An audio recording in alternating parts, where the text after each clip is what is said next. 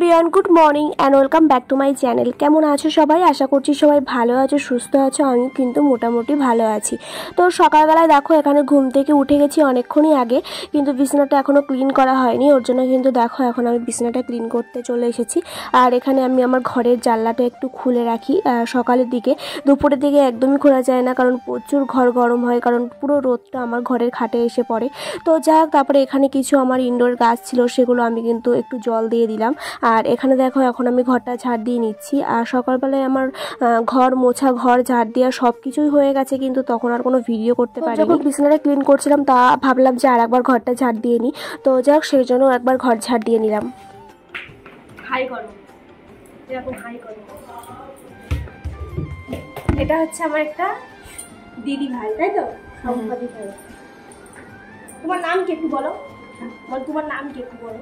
শম্পা, তাই না? তোমার পুজো দেওয়া হয়ে গেছে? হ্যাঁ, পুজো হয়ে বলো সবার আগে আমি পুজো দিই। ভিডিও হচ্ছে, ভিডিও। বাড়ি যাচ্ছ? বাড়ি যাচ্ছ? আচ্ছা ঠিক আছে, চলো টাটা। টাটা বলো, টাটা বলো। এটা কিন্তু সম্পর্কে আমার একটা দিদিভাই হয়, খুবই ভালো, খুবই মিষ্টি, একদম মনটা বাচ্চাদের মতো। তোমরা তো দেখে বুঝতেই পেরেছো। তো এখানে দেখো আমি কিন্তু আমার ঘরটা ক্লিন করে নিয়েছি, মানে বিছনাটা আর কি পরিষ্কার মানে ঝেড়ে ঝুড়ে নিয়েছি। একটা বিছনা চাদর পাতা ছিল, সেটা আমি কালকে কেচে দিয়েছি। ওর জন্য বালিশের কভারটা হচ্ছে এখনো পরানো হয়নি। তো আজকেও আর কি পাতা হলো না, আজকে একটু ব্যস্ত ছিলাম, যেহেতু তোমাদের দাদাভাই আজকে ডিউটিতে চলে যাচ্ছে দুপুরবেলায়। ওর জন্য একটু কাজবাজ একটু গোছানো ছিল। তোমরা তো টাইটেল থাম্বনেল দেখে বুঝতেই পেরেছো। তো এখানে দেখো এখন বানাচ্ছি হচ্ছে পরোটা। হচ্ছে আটাটা মেখে রেখেছিল, আর এখানে ওই 3 কোনা যে পরোটাগুলো হয় ওগুলোই আর কি বানাবো। তো যাক, আমি খুবই অল্প তেলে পরোটা ভাজতে পারি, তো ওর জন্য কিন্তু আমিই ভাজি। আর মা এখানে একটা আলাদা তরকারি করছিল, যেহেতু আমার দিদার শাশুড়ি আর কি ভেজ খায় আর মাও ভেজ খায়, ওর জন্য কিন্তু আলাদা করে একটা তরকারি মানে বানানো হচ্ছিল। তো যাই হোক, এখানে দেখো আমি পরোটাগুলো হালকা করে তেল দিয়ে সেঁকে নিচ্ছিলাম। আর এখানে দেখো ভেন্ডি আলু দিয়ে একটা তরকারি বানাচ্ছি। প্রতিদিন সকালে আমি ঘুম থেকে উঠে যেটুকু কাজ থাকে সেটুকু করে স্নান করে একেবারে পুজো দিয়ে নিই, তারপরে খাই। কিন্তু মাঝে মাঝে একটু মানে এও হয়ে যায়, মাঝে মাঝে খাওয়া হয়ে যায়, পরে স্নান হয়ে যায়, কারণ যেদিন বাবা থাকে সেদিনকে একদমই হয় না, অনেক লেট হয়ে যায়। তো এখানে দেখো মা হচ্ছে এখানে পরোটা বানিয়েছিল, সেটা সবাই মিলে খেয়ে। আর এখানে দেখো বাবা যে মাসকাবাড়ির বাজারটা হয় আমাদের, সেগুলো করে নিয়ে এসেছিলো। আর এখানে আমি একে একে সবগুলো আর কি বের করছিলাম, যে বাজারগুলো করে নিয়ে এসেছিলো সেগুলো। তো যাই হোক, মার সাথে গল্প করতে করতে এখানে কি কি এনেছে আর কি, আর কি কি ভুলে গেছে। তো যাই হোক, সেটাই আর কি বলা বলি করছিলাম। আর এখানে এক এক করে বাজারগুলো আমি বের করে দিচ্ছিলাম, আর বের করে দিয়ে আমি যাবো স্নান করতে। মা এগুলো এক এক করে মানে সমস্ত কিছু রেখে গুছিয়ে রেখে দেবে।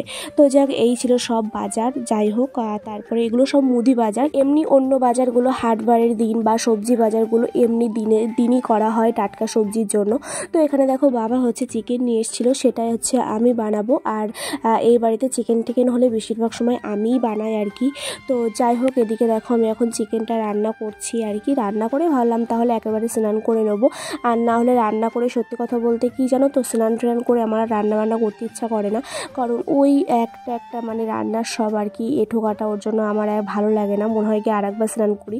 ওর জন্য কিন্তু আমি ভাবলাম যে একেবারে রান্না করে তারপরে একেবারে স্নান করে নেবো। আজকে প্রচুর লেট হয়ে গেছে, অন্যদিন এরকম হয় না। আর আজকের দিনটা সত্যি একটা ব্যস্ততম দিন, যেহেতু তোমাদের দাদাভাই আজকে ডিউটিতে চলে যাবে। আর আজকে একটু লেটও হয়ে গেছিলো ঘুম থেকে উঠতে, যেহেতু তোমাদের আমি আগের ভিডিওতে শেয়ার করেছিলাম যে ওর ডিউটিতে যাওয়ার আগের দিন আমরা একটু সিনেমা দেখতে গেছিলাম, রাত 1:30টার সময় বাড়ি এসেছিলাম। তো ঘুম থেকে উঠতে তো একটু লেট হবেই, তো প্রায় আমাদের হচ্ছে 7:30 8টা বেজে গেছিলো ঘুম থেকে উঠতে। তো যাই হোক, এখানে দেখো স্নান ধান করে এসেছে, আর আমি স্নান করতে যাবো। আর এখানে আমরা একটু ফাজলামো করবো।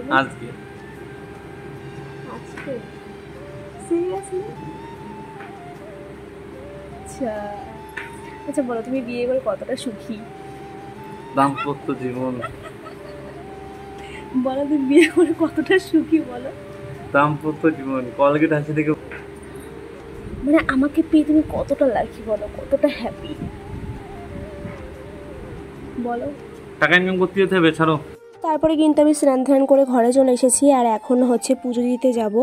তো আমি আজকে হচ্ছে মাথায় আজকে একটু শ্যাম্পু করেছি। আর সত্যি কথা বলতে কি জানো তো, আমার মাথায় তো প্রচুর হেয়ার ফল হয় দুদিন পর পরে, ওর জন্য আমার 2 দিন পর পর 3 দিন পর পর শ্যাম্পু করতে হয়। আর তাছাড়া যদি আমি একটু রাস্তায় বেরোই একদিনের জন্য, তার পরের দিনে এসে আমার শ্যাম্পু করতে হয়, কারণ প্রচুর ধুলোবালি মানে কি বলবো ভীষণ মাথা আর কি চুলকায় ওর জন্য। তো যাই হোক, এখন দেখো আমি হচ্ছে ঘরে চলে এসেছি আর এখন সিঁদুর পরবো, তারপরে হচ্ছে তোমার একটুখানি স্কিন কেয়ার করবো, তারপরে হচ্ছে পুজো দিতে যাবো। আর সত্যি বলতে আমার এই বাড়িতে না ভিডিও মানে ক্যামেরা ধরে দেওয়ার জন্য তো কেউই নেই। আর তাছাড়া আমার ভিডিও করতেও ভীষণ অসুবিধা হয়ে যায়, যেহেতু এ বাড়িতে কোনো স্ট্যান্ড নেই ওর জন্য। তো ভাবছি একটা স্ট্যান্ড নেব, তো তারপরে হয়তো ভিডিওগুলো করতে আমার একটু সুবিধা হবে, আর নাহলে ভীষণ দেরি হয়ে যায়। আর তাছাড়া ভিডিওর কোয়ালিটিও তো একদম মানে কমে গেছে, কারণ যেহেতু আমার ফোনটা অনেক দিন হয়ে গেছে, ক্যামেরা কোয়ালিটিও কিন্তু খুব একটা ভালো আসে না। তো যাক, তোমরা হচ্ছে একটু প্লিজ অ্যাডজাস্ট করে নিও।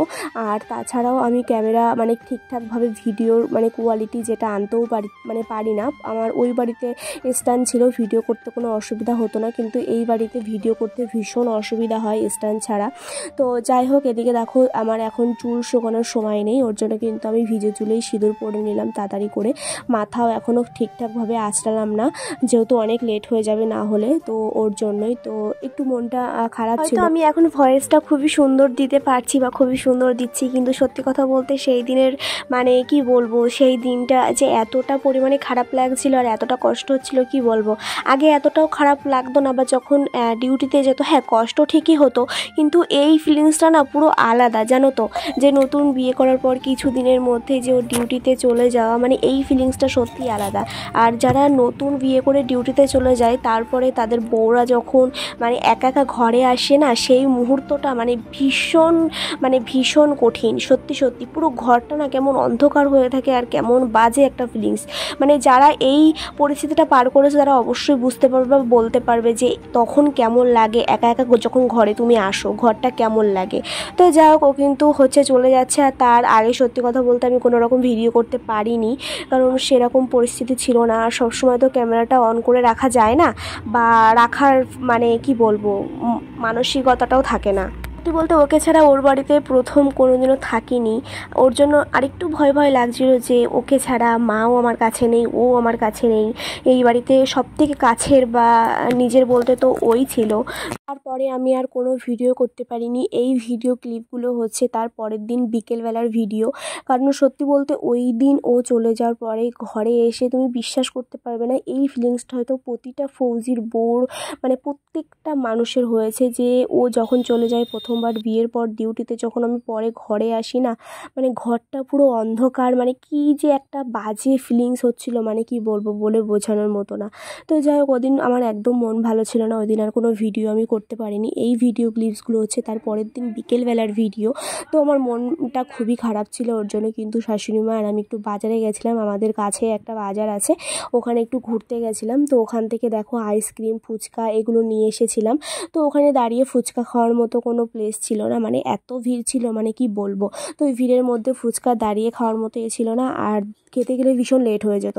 তো ওর জন্য কিন্তু আমি আর লেট করিনি, বাড়ি এসে আর কি ফুচকা খেয়েছিলাম। আর আমার শাশুড়ি মা যেহেতু ভেজ খান, উনি ফুচকা খাননি, আইসক্রিম নিয়ে এসেছিলাম, আইসক্রিমই খেয়েছিল। তো যাই হোক, তারপরে দেখো রাত্রেবেলা এখানে আমি একটু সুজি বানিয়েছিলাম, তার সাথে একটু পরোটা করে নিয়েছিলাম।